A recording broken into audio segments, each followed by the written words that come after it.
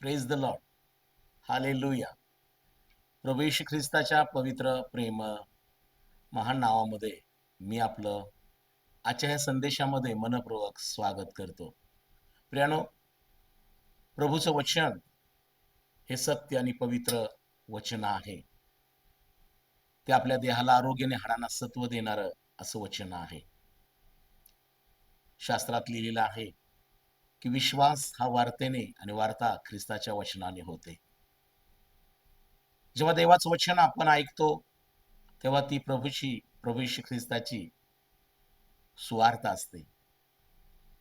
ती देवाची सत्य वार्ता असते आणि हा तुम्हाकडे येणारा संदेश ही देवाची वाणी, देवाची वार्ता जेव्हा तुम्हाकडे येते तेव्हा तो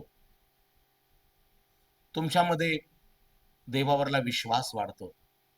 आणि जेव्हा तुम्ही विश्वासामध्ये वाढता आणि विश्वास धरून प्रार्थना करू लागता तेव्हा देव तुमचं ऐकू लागतो. कारण येशू ख्रिस्तानं मत्ती 21:22 मध्ये स्वतः म्हटलं आहे, तुम्ही विश्वास धरून माझ्या नामात प्रार्थना करून जे काही मागाल ते मी तुम्हास देईन. म्हणून प्रियानो, देवाचं वचन ऐकल्यानं आपल्यामध्ये देवावरला विश्वास वाढतो आणि जेव्हा आम्ही विश्वास धरून प्रार्थना करू लागतो तेव्हा देवबाप त्याच्या कृपेनं तुमच्या आणि माझ्या गरजा ऐकून तो उत्तर देऊ लागतो. म्हणून या आजच्या ह्या संदेशामध्ये आपण देवाची ही सुवार्ता, देवाचं हे वचन आपण ऐकूया, श्रवण करूया. नक्की आजचा हा संदेश तुमच्या जीवनामध्ये तुमच्या विश्वासाला वाढवण्यास आणि तुम्हाला आशीर्वादित करण्यास नक्की कारणीभूत ठरेल. पवित्र शास्त्रातून मत्ती कृष्णवर्तमान याचा 5वा अध्याय, प्रभू येशू ख्रिस्ताचं डोंगरावरील प्रवचन. प्रियानो, पवित्र शास्त्रामध्ये जे 5 शुभवर्तमान आहेत, आपणास ठाऊक आहे की मत्ती, मार्क, लूक, योहान ही 4 शुभवर्तमान आहेत. परंतु तुम्ही हे 5वं शुभवर्तमान आहे. तुमची आणि माझी साक्ष, तुमचं आणि माझं सत्कृत्य, तुमचं आणि माझं जीवन हे आज लोकांसमोर एक शुभवर्तमान असं आहे. प्रियानो, पवित्र शास्त्रामध्ये या मत्तीनं प्रभू येशू ख्रिस्ताला राजा असं तो संबोधित आहे आणि प्रकट केला आहे. मार्कनं येशू ख्रिस्ताला तो सेवक आहे आणि लूक म्हणतो तो देवाचा, तो मनुष्याचा पुत्र आहे. आणि त्या पद्धतीनं यांनी लिखाण केलं. पण योहानानं योहान कृष्णवर्तमान लिहिताना तो देवाचा पुत्र आहे अशा प्रकारे त्यानं आत्म्याच्या प्रेरणेनं प्रकट केला आहे. प्रियानो, मत्तीमध्ये हा मत्ती प्रभू येशू ख्रिस्ताबाबत जे सत्य लिहित आहे, सगळ्यांना सांगितलेलं आहे. यामध्ये प्रत्येक अध्याय आणि प्रत्येक वचनाकडे आपण काळजीपूर्वक लक्ष दिलं पाहिजे. मत्ती कृष्णवर्तमानाच्या 5व्या अध्यायामध्ये हे डोंगरावरलं प्रवचन प्रियानो आजही जगासाठी आणि जगातील सर्व राष्ट्रांसाठी हा एक उत्तम आणि महान असा उपदेश आणि बोध आहे. कोणतंही ॲडमिनिस्ट्रेशन असो, कौटुंबिक व्यवस्था असेल, सामाजिक व्यवस्था असेल, प्रशासकीय व्यवस्था, राजकीय व्यवस्था ही त्या पद्धतीनं त्या ॲडमिनिस्ट्रेशननं जे व्यवस्था केलेली असते किंवा जो जाहीरनामा केलेला असतो त्या जाहीरनाम्यावर ती व्यवस्था चालते. प्रियानो, प्रत्येक राष्ट्राचा एक जाहीरनामा आहे, प्रत्येक पक्षाचा जाहीरनामा आहे, प्रत्येक संस्थेचा कार्यपद्धतीचा जाहीरनामा आहे. परंतु ज्या परमेश्वरानं ही सृष्टी निर्माण केली, ज्या परमेश्वरानं आपल्या प्रतिरूपाचा मानव निर्माण केला, आपल्या स्वरूपाचा आणि आपल्याशी सदृश्य अशा मानवाला प्रियानो या भूतलावर एक सामाजिक, आध्यात्मिक आणि एक सार्वकालिक जीवनासाठी लागणारा जो जाहीरनामा आहे, प्रभू येशू ख्रिस्तानं या डोंगरावरील प्रवचनामध्ये नमूद केलेला आहे. कारण आज मी देवाचा सेवक तुम्हाला सांगत आहे, की मनुष्य हा केवळ पृथ्वीवरील रहिवासी नाहीये. पृथ्वी हे आमचं कायमचं ठिकाण किंवा ग्रह किंवा मंडप नाहीये. प्रत्येकाला हा मंडप एक दिवस काढावा लागणार आहे. देवाचं वचन आपल्याला ठाऊक आहे, की देवाचा सेवक पाऊल देखील म्हणतो, की माझं नागरिकत्व तर स्वर्गीय आहे. कारण प्रियानो, प्रत्येकाला या भूतलावरून एक दिवस सोडून हे भूतल, हे मानवी रूप आणि हे जीवन जायचं आहे. म्हणून परमेश्वरानं मनुष्यासाठी पृथ्वी हे तात्पुरतं ग्रह असं ठेवलेलं आहे. परंतु परमेश्वराची जी संकल्पना आहे मनुष्यासाठी, की स्वर्ग हे सार्वकालिक जीवन, जिथं अंधार नाही आणि जिथं प्रकाशाची पण गरज नाही. परमेश्वर स्वतः प्रकाश आहे. जिथं आजार नाही, उपचाराची आवश्यकता नाही, असा वैद्य प्रभू येशू ख्रिस्त तिथं आहे. जिथं दुःख नाही, वेदना नाहीत, औषधांची, इंजेक्शनची आवश्यकता नाही, असं ते ठिकाण आहे. प्रियानो, स्वर्ग हा परमेश्वरानं मनुष्यासाठी कायमचं सार्वकालिक जीवनाचं ठिकाण असं ठेवलेलं आहे. म्हणूनच प्रभू येशू ख्रिस्तानं अनेक ठिकाणी म्हटलेलं आहे. मत्तय योहान कृषीवर्तमान 14 मध्ये प्रभू येशू म्हणतो, मार्ग, सत्य व जीवन मीच आहे. माझ्याद्वारे आल्या वाचून कोणी पित्याजवळ स्वर्गामध्ये जाऊ शकत नाही. येशू स्वतः म्हणतो, मी स्वर्गाचं द्वार आहे. आणि म्हणून प्रियानो, जो स्वर्गाचा पिता, जो सृष्टीचा निर्माण करता परमेश्वरानं या भूतलावरील प्रत्येकावर प्रेम केलं आणि शास्त्रात लिहिलंय, देवाने जगावर एवढी प्रीती केली की त्याने आपला एकुलता एक पुत्र दिला, यासाठी की जो कोणी त्या पुत्रावर म्हणजे प्रभू येशू ख्रिस्तावर विश्वास ठेवतो त्याचा नाश होऊ नये, तर त्याला सार्वकालिक जीवन प्राप्त व्हावं. माझ्या प्रियजनांनो, आज ही गोष्ट काळजीपूर्वक लक्षात घ्या. पृथ्वी ही परमेश्वरानं मनुष्यासाठी दिलेलं एक तात्पुरतं रहिवासासाठी ठिकाण आहे. परंतु स्वर्ग हे आमचं कायमचं ठिकाण आहे, जिथं मनुष्यासाठी परमेश्वरानं सार्वकालिक जीवन ठेवलेलं आहे. परंतु तुम्ही आणि मी या स्वर्गामध्ये, सार्वकालिक जीवनामध्ये प्रवेश करण्यासाठी आम्ही पात्र नव्हतो. कारण पहिला मनुष्य हा पापामुळे पतन पावला आणि त्यामुळं आपण परमेश्वराची स्वरूपाचे लोक. बायबलमधील देवाने मनुष्याला आपल्या प्रतिरूपाचं आणि आपल्याशी सदृश्य निर्माण केलं. मनुष्य देवाला पाहत होता, देवाचं ऐकत होता, देवावर चालत होता, तो आदाम आणि ती हवा. पण सैतानाने त्यांना फसवलं आणि त्यांचं पतन झालं आणि ते देवाच्या सानिध्यापासून, देवाच्या यदिन बागेतून ते दूर गेले. आज आम्हाला पाहायला मिळतं प्रियानो, मनुष्य देवासाठी पुन्हा भुकेलेला आहे, ताणलेला आहे. म्हणून दावीद राजा देखील स्तोत्र 42 मध्ये म्हणतो, हरणी जशी पाण्याच्या प्रवाहासाठी लोलपते, तसा हे देवा माझा जीव तुझ्यासाठी लुलपत आहे. माझा जीव जिवंत देवासाठी ताणलेला झाला आहे. प्रियजनांनो, आपण परमेश्वराचे भुकेले आहोत, ताणलेले आहोत. आणि म्हणून या भूतलावर आम्ही कष्ट करतो, अन्न खातो आणि बरेच उद्योग, नोकऱ्या हे मनुष्याच्या मागे लागलेलं आहे. परंतु आज तुम्हासाठी आनंदाची बातमी ही आहे, की सार्वकालिक जीवन, स्वर्गातील जीवन हे आमचं कायमचं निवासस्थान आहे. आणि म्हणून त्याकडे जाण्यासाठी परमेश्वरानं आम्हाला, मनुष्याला, जो पतन पावलेला मनुष्य, त्याला सार्वकालिक जीवनात घेण्यासाठी योहान 3:16 प्रमाणे देवाने या जगावर प्रीती केली आणि आपला पुत्र येशू ख्रिस्त या जगामध्ये पाठवला, यासाठी की तुम्ही आणि मी त्याच्यावर विश्वास ठेवावा आणि त्याच्या कृपेने आमचं तारण व्हावं आणि तो मार्ग, सत्य, जीवन बनवून आम्हाला त्याच्याद्वारे पित्याजवळ स्वर्गात जाता यावं.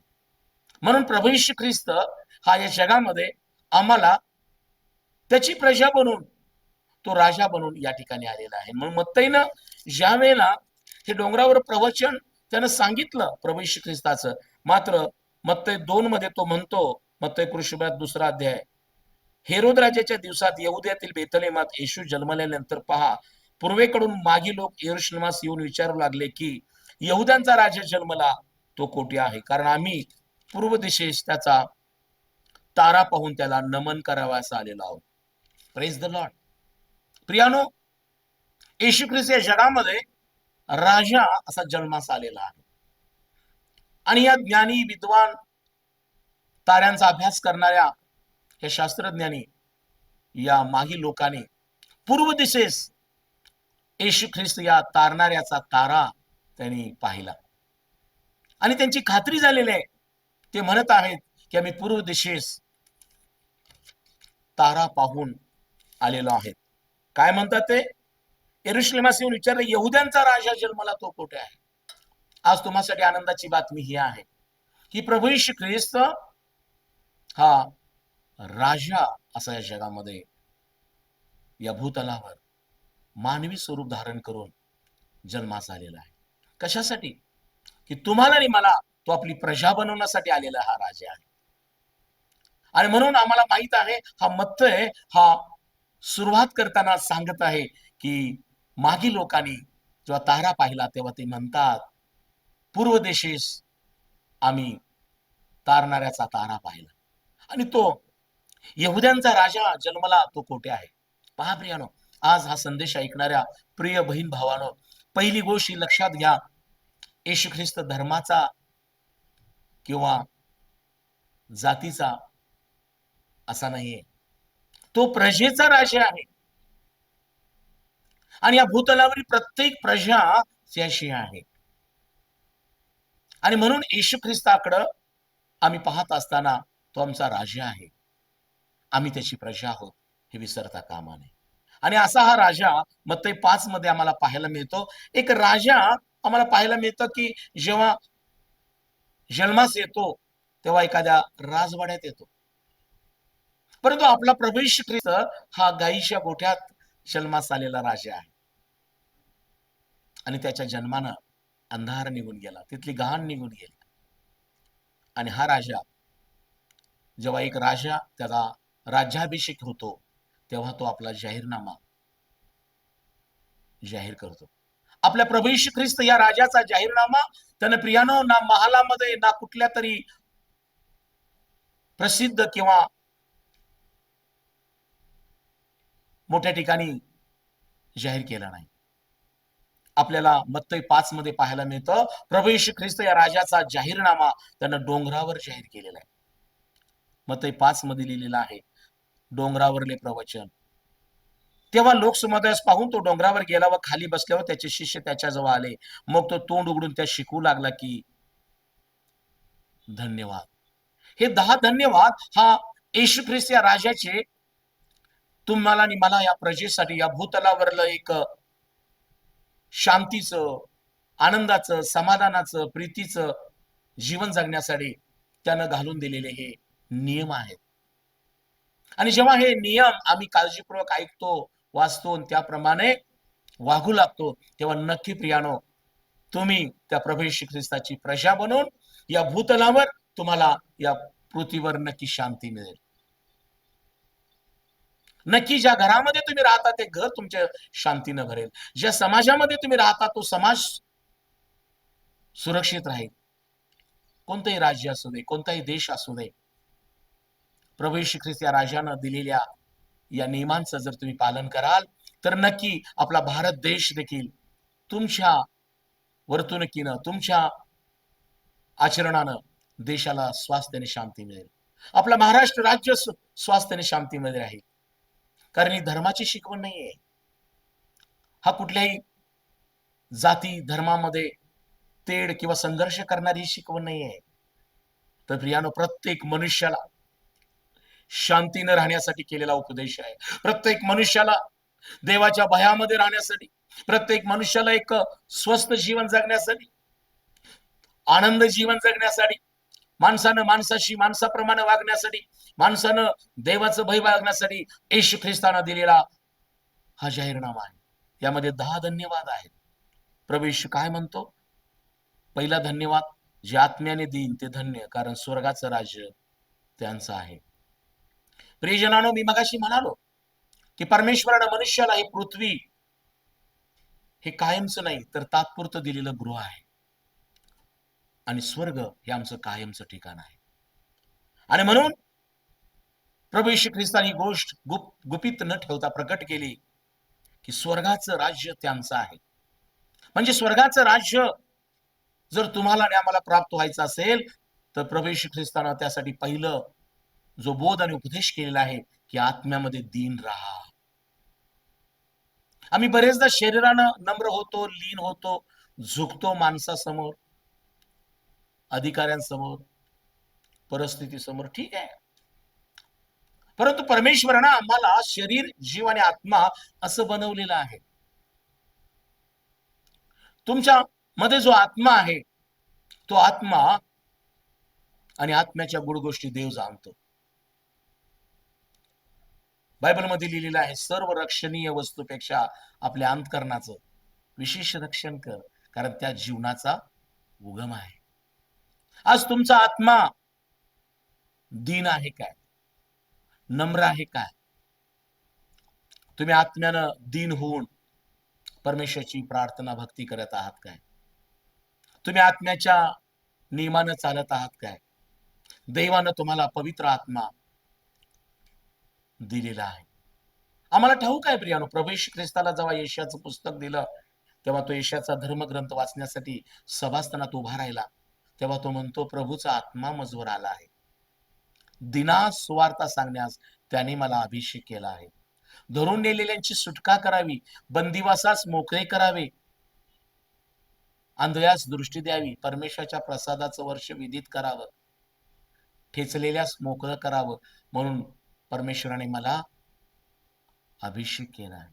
येशू ख्रिस्तानं त्याच्यावरती जो अभिषेक, त्याच्यावरती जे परमेश्वरानं जे पवित्र आत्म्याची जी पाखर घातली, त्यानं ओळखलं होतं आपलं पाचारण. दिनास सुवार्ता सांगणं, धरून नेलेल्यांची सुटका करणं, बंदिवासास मोकळं करणं, गरिबास सुवार्ता सांगणं, ठेचलेल्यास मोकळं करणं, आंधळ्यास दृष्टी देणं. प्रिय बहीण भावानो, तुम्हाला आणि मला परमेश्वरानं शरीर, जीव आणि आत्म्यामध्ये बनवलेलं आहे. आपण जे काही करतो ते सर्व शरीरासाठी, जीवासाठी, परंतु आत्म्याचा मनोभाव ओळखा. आम्ही आत्म्यानं भक्ती करणं, आत्म्यानं परमेश्वराला जडून राहणं, आम्ही आत्म्याच्या स्वाधीन राहून एकमेकांची सेवा करणं, एकमेकाला बिलगून राहणं फार महत्वाचं आहे. त्याचं प्रतिफळ काय? प्रभू येशू ख्रिस्त म्हणतो, जे आत्म्यानं दीन ते धन्य, स्वर्गाचं राज्य त्यांचं आहे. आणि म्हणून माझ्या प्रियजनांनो, आजचा संदेश तुम्हाकडे येत आहे की जर स्वर्गाच्या राज्यामध्ये तुमचा प्रवेश व्हायचा असेल तर तुमच्या आत्म्यामध्ये दीन, नम्र तुम्ही व्हायला पाहिजे. म्हणून स्तोत्र संहिता 41 मध्ये पण लिहिलेलं आहे, जो दिनांची चिंता वाहतो तो धन्य. दिनांची, दीन, दुबळे, आजारी यांची काळजी घेणं हे फार महत्वाचं आहे. दुसरी गोष्ट, जे शोक करतात ते धन्य, त्या सांत्वन प्राप्त होईल. आज समाजामध्ये मी पाहतो अनेक लोक वेगवेगळ्या कारणामुळे शोक करत आहेत. आजारपणामुळे, अनेक प्रकारचे विकार व्याधी शरीराला जडलेले आहेत, अनेक प्रकारचे आर्थिक समस्या आहेत, सामाजिक ताणतणाव आहेत. सांत्वन करणारं कोणी नाही, पण काळजी करण्यात आनंदाची गोष्ट आहे, आज तुमचा शोक जरी मनुष्याला दिसत नसेल, परंतु जर शोक करून देवाकडे प्रार्थना कराल तर तुम्ही धन्य. कारण सांत्वन करणारा प्रभू येशू ख्रिस्त स्वर्ग सोडून पृथ्वीवर तो राजा बनून आलेला आहे.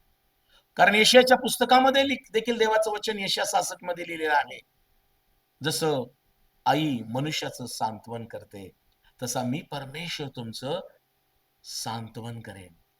प्रियानो, प्रभू येशू ख्रिस्त हा सांत्वनदाता देव आहे. जे शोक करत आहेत आजारामुळे, जे शोक करत आहेत गरिबीमुळे, समस्यामुळे, छलामुळे, आज देवाचं वचन तुम्हाकडे येत आहे, तुमचं दुसरं कोणी सांत्वन करो की नको, प्रभू येशू ख्रिस्त म्हणतो, जसं आई मुलाचं सांत्वन करते तसं मी तुमचं सांत्वन करेन. लाजर मरण पावला. अनेक लोक त्यांचं मार्थेचं आणि मरियाचं सांत्वन करायला आले होते. कारण मनुष्य मनुष्याचं तात्पुरतं सांत्वन करतो, पण जेव्हा प्रभू येशू ख्रिस्त त्या गावामध्ये आला, येशू ख्रिस्ताना देखील त्यांचा आक्रोश, त्यांचं रडणं, त्यांचा विश्वास पाहून तो रडला. परंतु तो कबरेजवळ गेला आणि त्यानं हाक मारली, लाजरा बाहेर ये. आणि मेलेला लाजर त्या बहिणीला परत प्राप्त झाला. आज माझ्या बहीण भावानो, तुम्ही कशामुळे अश्रू गाळत आहात? कोणत्या गोष्टी हरवलेल्या आहात? कोणी तुमचं काय हिरावून घेतलेलं आहे? दोष देऊ नका इतरांना. प्रभू येशू ख्रिस्ताला शोक करून प्रार्थना करा, येशू तू माझं सांत्वन कर. तू माझ्या हिरावून गेलेल्या नाती तुटलेले आहेत, अनेक गोष्टी कोणीतरी हिरावून घेतलेल्या आहेत, तुम्ही ज्यांना हरवलेलं आहे, येशू ख्रिस्ताचं सहाय्य मागा. प्रभू येशू ख्रिस्त ज्यानं मार्था आणि मरियाचं खरं सांत्वन केलं, त्यांचा भाऊ मेलेला तना दिला, तो आज येशू ख्रिस्त तुमच्या गोष्टी तुम्हाला देण्यासाठी तयार आहे. म्हणून तो म्हणतो, जे शोक करतात ते धन्य, त्यांचं सांत्वन होईल. तिसरा धन्यवाद, जे सौम्य ते धन्य, कारण त्यास पृथ्वीचं वतन मिळेल. माझ्या प्रियानो, आज या भूतलावर परमेश्वरानं आम्हाला स्वच्छ प्रकाश, स्वच्छ हवा, अनेक गोष्टी आम्हाला, नद्या, तलाव, समुद्र दिलेले आहेत. परमेश्वर पुष्कळ काही मोफत दिलेलं आहे, पण आम्ही त्याकडे दुर्लक्ष करतो. आणि मग बरेचदा निसर्गाच्या निसर्गाच्या आम्ही आड येतो. निसर्गाच्या वर आम्ही बरेचदा त्याला निसर्गाची हानी करण्याचा प्रयत्न करतो. झाडे सावलीसाठी आहेत, झाडांची तोड थांबवली पाहिजे. नद्या आम्हाला जल देतात, शेतीला पाणी देतात, अन्न देतात. नद्यांचं प्रदूषण आम्ही टाळलं पाहिजे. सरकारी अधिकारी किंवा सैनिक किंवा परमेश्वराचे जे सेवक प्रार्थना करण्यासाठी आम्हाला दिलेले आहेत, त्यांचा आम्ही सन्मान केला पाहिजे. सौम्यता ही तुमच्या जीवनामध्ये पाहिजे. माझ्या प्रियानो, तरच या भूतलावर जी काही व्यवस्था आहे, त्या व्यवस्थेचा योग्य फायदा तुम्ही घ्याल. सौम्य राहा. जे सौम्य ते पृथ्वीचे पतन पाहतील. आज आम्ही पाहतो समाजामध्ये, जे सौम्य नाही, शांतीनं, प्रीतीनं राहत नाहीत, त्यांचं आयुष्य क्षणभंगुर आहे. पृथ्वीचं जे काही वतन आहे, ते पण त्यांच्याकडून हिरावून घेतलं जातं. प्रभू येशू पुन्हा म्हणतो, जे धार्मिकतेचे भुकेले ताणलेले ते धन्य, कारण ते तृप्त होतील. माझ्या प्रियानो, धर्माचे भुकेले ताणलेले असं म्हटलेलं नाही, धार्मिकतेचे. आज लोक धर्म, जात यामध्ये अडकलेले आहेत. भक्ती हे पण काही ठिकाणी कमाईचं साधन होऊन बसलेलं आहे. माझ्या प्रियानो, धर्मापेक्षा धार्मिकता महत्वाची आहे. रायचियसनेस, नीतिमत्व.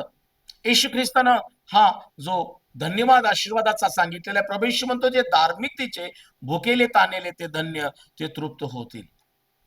माझ्या प्रियानो, येशू ख्रिस्ताकडं निकदेम देखील रात्रीच्या वेळेला आला. त्याच्याकडे सगळं ज्ञान होतं, तो गुरुजी होता, तो ज्ञानी होता, पण त्याने ओळखलं होतं की येशू ख्रिस्त हा देवाचा पुत्र आहे. म्हणून तो रात्रीचा येऊन येशूला म्हणतो, काय केल्यानं मला स्वर्गाचं राज्य मिळेल. प्रभू येशू त्या निकदेमाला सांगतो की नव्यानं जन्मल्याशिवाय स्वर्गाच्या राज्यात कुणाचा प्रवेश होत नाही. माझ्या प्रिया, नव्यानं जन्मले म्हणजे आईच्या उदरात पुन्हा जाणे नाही. आपण पश्चाताप केला पाहिजे, पापांची कबुली करून सोडलं पाहिजे. आणि प्रियानो, आम्हाला जी परमेश्वराची धार्मिकता जेव्हा मिळेल, तेव्हा तुम्ही धन्य आहात. आज तुम्ही देवासाठी भुकेले ताणलेले आहात काय? शब्बात दिनाची आठवण पाळून तो पाळत आहात काय? तुमची धार्मिकता लोकांना दिसली पाहिजे.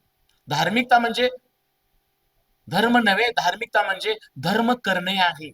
गरीब, अनाथ, पोरके, विधवा यांचा त्यांच्या संकटात समाचार घेणं, याला धार्मिकता म्हणतात. उपवासाची धार्मिकता ठीक आहे, पण उपवासाच्या दिवशी आम्ही अन्न वर्ज केलं, उपवासाच्या दिवशी आम्ही अनेक गोष्टी सोडून दिल्या, परंतु आमच्या अन्नाचा, धान्याचा उपयोग जे भुकेले आहेत, गरीब आहेत, त्यांच्यासाठी व्हायला पाहिजे. ही धार्मिकता आहे. तेव्हा आम्हाला देव तृप्त करतो. येशू ख्रिस्ताकडे जे जे आलेत, त्यांना प्रभूनं तृप्त केलेले आहे, कारण ते ताणलेले, भुकेले होते. प्रियानो, या सगळ्या गोष्टी करत असताना येशू ख्रिस्तानं फार महत्वाचा एक मुद्दा सांगितला, जे दयाळू ते धन्य, त्याचवर दया करण्यात येईल. आपल्याला ठाऊक आहे, देव दयाळू आहे. देव दयाळू आहे. काय तुम्ही दयाळू आहात काय? बरेचदा ज्यानं तुम्हाला मदत केली, ज्याने तुम्हाला परिस्थितीमध्ये सहाय्य केलं, ज्यांनी तुमच्यावर दया केली, त्या लोकांना बरेचदा मी विसर पडतो आम्हाला त्यांची. आज माझ्या प्रियजनानो, बायबल देवाचं वचन सांगत आहे, हा ईश्वर राजा या डोंगरावरून आपल्या शिष्यांना हा जाहीरनामा, राजाचा राज्याभिषेकाचा हा नियम शिकवत आहे. आज जर ही वचनं तुम्ही काळजीपूर्वक ऐकाल तर प्रियानो, स्वर्गामध्ये, पृथ्वीमध्ये तुम्ही पृथ्वीचं पण वतन पाहाल आणि स्वर्गाचं वतन तुमच्यापासून दूर नाही प्रियानो. म्हणून दयाळू राहा. प्रभू येशू ख्रिस्त स्वतः दयाळू होता. त्याला अंधयाबद्दल दया आली आणि अंधयाला त्यानं स्पर्श केला आणि त्याचे डोळे उघडले. कुष्ठ्याला त्यानं स्पर्श केला आणि कुष्ठ्याला शुद्ध केलं. येशू ख्रिस्ताला ज्यांनी दगडमार केला त्यांना देखील प्रभू येशू ख्रिस्तानं क्षमा केली. माझ्या प्रियानो, आम्हाला ठाऊक आहे की देव दयाळू आहे. आम्ही देवाला म्हणतो, देवा माझ्यावर दया कर. आणि आम्ही दया पावलेले लोक मनुष्यावर जेव्हा दया करायची वेळ येते तेव्हा आम्ही कठीण बनतो. म्हणून आज देवाचा सेवक या वचनातून तुम्हाला बोध करत आहे, जे दयाळू ते धन्य, त्याचवर दया करण्यात येईल. प्रभू येशू ख्रिस्ताने तुमच्यावर दया केलेली आहे, म्हणून तुम्हाला पापांची क्षमा झालेली आहे, म्हणून तुम्ही व्याधीमुक्त झालेला आहात, म्हणून तुमच्या कुटुंबाला भरभराट झालेली आहे. तुम्ही गरीबावर दया करा, अनाथ पोरक्या विधवांची दाद घ्या. जे तुम्हाजवळ आहे ते द्यायला शिका. इतरांसाठी वेळ द्या, इतरांसाठी प्रार्थना करा, मदतीचा हात द्या. जे दवाखान्यामध्ये ऍडमिट आहेत त्यांना मदत करा, दया करा.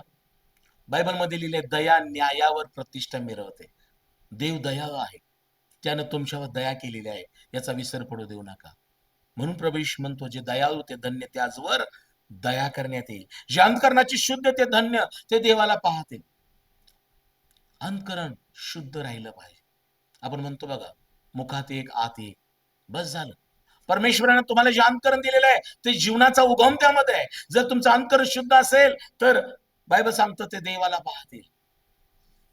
जे शांती करणारे ते धन्य, त्यास देवाचे पुत्र म्हणतील. आज आम्हाला पाहायला मिळतं समाजामध्ये की प्रियानो, तरुण तरुणी त्यांच्या जीवनामध्ये शांती नाही आहे. याला कारण की माझ्या प्रियानो, ते नशेच्या मागे लागलेले आहेत, अनेक प्रकारचे चुकीच्या गोष्टींच्या मागे लागलेले आहेत. आणि मग अशा प्रकारची नशा, अशा प्रकारचं पाप, व्यभिचार, यामुळे त्यांनी स्वतःची शांती हरवून बसलेले आहेत. आज तुम्हाकडं प्रभू येशू ख्रिस्त तुम्हाला म्हणत आहे, मी तुम्हाला शांती देतो. जग देतं तसं नाही, आपली शांती देतो. आणि म्हणून प्रियानो, परमेश्वराची इच्छा ही आहे की आम्ही शांती करणारे बनले पाहिजे. आपल्या देशासाठी आपण शांती करणारे, आपल्या राज्यासाठी, आपल्या समाजासाठी आपण शांतीचे देवदूत बनलं पाहिजे. कारण शांती करणारे ते धन्य, त्यांना देवाचे पुत्र म्हणतील. माझ्या प्रियाने, येशू ख्रिस्तानं या जगाला काय दिली? शांती दिली. आणि तो देव, कारण तो देवाचा पुत्र होता. धार्मिकतेकरता ज्यांचा छळ झालाय ते धन्य, कारण स्वर्गाचं राज्य त्यांचं आहे. आज आम्हाला पाहायला मिळतं या दुष्ट पिढीमध्ये, या व्यभिचारी पिढीमध्ये त्रास आहे. जे धार्मिकतेचं अवलंबन करत आहेत, जे परमेश्वराची भक्ती प्रार्थना करत आहेत, त्यांचा छळ होत आहे. परंतु जे दुष्ट आहेत, वाईट गोष्टी करत आहेत, जे छळत आहेत, त्यांना कोणी आवर घालत नाहीये. जिथं अंधार आहेत, जिथं अंधाराची कर्म चालू आहेत, त्यांना कोणी छळत नाही, त्यांना त्यांच्या गोष्टी बंद करायला कोणी सांगत नाही. पण जिथं प्रकाशाचं काम चालू आहे, जिथं धार्मिकतेचं काम चालू आहे, तिथं छळ होतो. घाबरू नका. बायबल पाऊल तिमोथेच्या पत्रात म्हणतो, जे ख्रिस्त येशूमध्ये सुभक्तीने आयुष्य घालवायला पाहतील त्यांचा छळ होईल. येशू ख्रिस्ताने स्वतः छळ सहन केला यासाठी की प्रियानो, आम्हाला चांगलं फळ मिळावं. आज येशूच्या नावामुळे तुमचा छळ होत आहे काय? स्वर्गाचं राज्य तुमचं आहे. 11व्या वचनात प्रभू म्हणतो, जेव्हा माझ्यामुळे लोक तुमची निंदा व छळ करतील, तुम्हा विरुद्ध सर्व प्रकारचे वाईट लबाडीने बोलतील, तेव्हा तुम्ही धन्य, आनंद उल्हास करा, कारण स्वर्गात तुमचे प्रतिफळ मोठे. तुम्हापूर्वी जे संदिष्ट होऊन गेले त्यांचा त्यांनी तसा छळ केला. बाप्तिस्म करणारे योहानाला छळलं, स्टीफनाला दगडमार झाला. माझ्या प्रियानो, पवित्र शास्त्रात अनेक लोकांनी छळ सहन केला यासाठी की त्यांना ठाऊक होतं की स्वर्गामध्ये आमचं प्रतिफळ मोठं आहे. आज आपण हा संदेश प्रभू येशू ख्रिस्ताने तुम्हाला पाठवलेला आहे, तो हाच आहे की प्रियानो, स्वर्गाचं राज्य हे तुमच्या आणि माझ्यासाठी देवानं ठेवलेलं आहे. पण स्वर्गाच्या राज्याच्या राजानं या जगावर प्रीती केली ना आपला पुत्र येशू या जगात पाठवलेला आहे. तो राजा बनून या जगात आला आणि या राजानं हा आपला जाहीरनामा डोंगरावर यासाठी दिला की तुम्ही आणि मी त्याची प्रजा बनावी आणि आम्हाला स्वर्गाचं राज्य प्राप्त व्हावं. आणि म्हणून हे 10 धन्यवाद तुम्ही काळजीपूर्वक लक्षात ठेवा, ऐका, श्रवण करा, पहा की खरोखर पहिला धन्यवाद हा आहे की जे आत्म्याने धन्य दिन ते धन्य स्वर्गाचं राज्य त्यांचं आहे. जे शोक करतात ते धन्य त्यास सांत्वन प्राप्त होईल. जे सौम्य ते धन्य त्यास पृथ्वीचे वतन मिळेल. जे धार्मिकतेकरता भुकेले ते धन्य ते तृप्त होतील. जे दयाळू ते धन्य त्याचवर दया करण्यात येईल. जे अंतःकरणाचे शुद्ध ते धन्य ते देवाला पाहतील. शांती करणारे ते धन्य त्यास देवाचे पुत्र म्हणतील. धार्मिकतेकरता ज्यांचा छळ झालाय ते धन्य स्वर्गाचे राज्य त्यांचं आहे. जेव्हा माझ्या नामामुळे लोक तुमची निंदा व छळ करतील आणि तुम्हा विरुद्ध सर्व प्रकारचे वाईट लबाडीने बोलतील, तेव्हा तुम्ही धन्य, कारण स्वर्गाचं राज्य तुमचंच आहे. तुम्हापूर्वी जे संदेश होऊन गेले त्यांचा त्यांनी तसाच छळ केला. Praise the Lord. प्रियजनांनो, हा संदेश परमेश्वराने तुम्हासाठी पाठवला यासाठी की तुम्ही त्याची प्रजा व्हावी आणि स्वर्गाचं राज्य तुम्हाला प्राप्त व्हावं. देव बाप करो हा संदेश तुम्हा सर्वांसाठी आशीर्वादित करू. या आपण नम्रपणे स्वतःला प्रभूच्या हाती समर्पित करू आणि प्रार्थना करू. परम थोर परमेश्वरा, स्वर्गीय पित्या, आकाशकृती आणि माझ्या उत्पन्नकर्त्या बापा येशूच्या प्रिय नामात मी तुझा आभार मानितो. हा तुझा शुभ संदेश या प्रियजनांना तू प्रकट केलेला आहेस. येशू तू राजा आहेस आणि या भूतलावर ही तुझी प्रजा आहे. दयाप्रभू येशू हा तुझा जाहीरनामा आम्हासाठी आहे, यासाठी की आम्ही पृथ्वीचं वतन तर घ्यावंच, पण स्वर्गाचं वतन आम्हाला प्राप्त व्हावं. म्हणून तुझ्या ह्या जाहीरनाम्यातल्या गुज गोष्टी हे 10 धन्यवाद तू आज आम्हाला प्रगट केलेले आहेस. मी प्रार्थना करतो येशू, प्रत्येकाला आत्म्यामन दीन बनव, प्रत्येकाला सौम्य बनव, प्रत्येकाला दयाळू बनव, प्रत्येकाला येशू शांती करणारे बनव. अंतकरण त्यांचं शुद्ध असू दे. धार्मिकतेकरता त्यांचा छळ होत आहे ते सहन करण्याची सामर्थ्य आणि शक्ती त्यांना दे प्रभू, आणि स्वर्गाचं राज्य त्यांना प्राप्त, या सर्वांना प्राप्त हो. येशूच्या नावाने प्रार्थना करीतो. आमेन. देव बाप तुम्हा सगळ्यांना आशीर्वादित कर. Praise the Lord.